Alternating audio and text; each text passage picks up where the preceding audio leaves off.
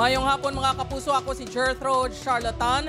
14 anyos nga dalagitan nag-aligar nga ginhimuslan sang 4 ka lalaki. 3 ka sa 4 ka suspect menor de edad. Amay isang biktima nagasinggitan sang hustisya. Si Kim Salinas nakatuto.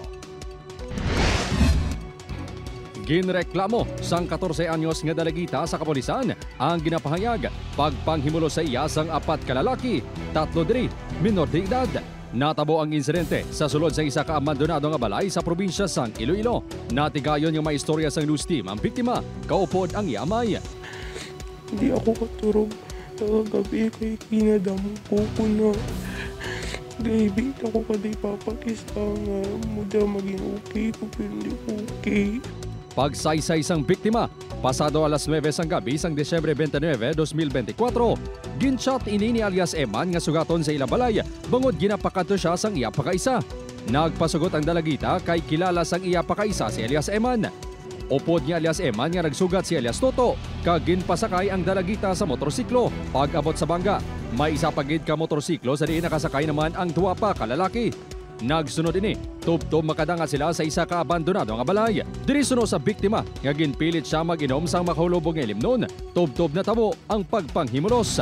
Sini nga Pebrero, sang gintuad sang biktima sa iya ginikanan, ang natabo matapos naglapta ang video kag laragway sini nga kuha sang mga sospek.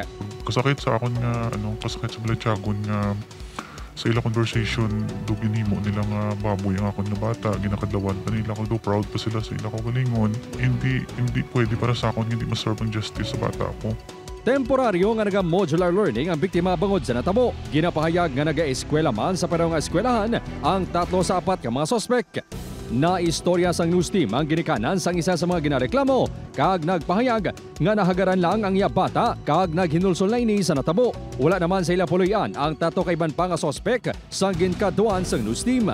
Suno sa purong barangay ang 3 ka akusado ang masaming ginasita bangod sa paglapas sang curfew for minors. Samtang ang isa ka 18 anyos ang ilabarkada. Suno sa kapulisan, may ginahulat pa nga report halin sa MSWDO nga kinahanglan antes mapasaka ang kaso nga rape batok sa mga sospetsado. Identify ang mga perpetrators, ang mga requirements or ang mga kinahanglan ng sining ng mga ebidensya at iba't pang mga dokumento so napasok na. So maybe sa hindi na maglugay niya ng mga filing kaso. Medical examination, yung sabigayon. Ginatinguan sang news team nga makuhaan sang pahayag ang Municipal Social Welfare and Development Office pero wala pa sang ginpagwa nga statement. Upod Kerumel Porquia, Kim Salinas. 1 Western Visayas.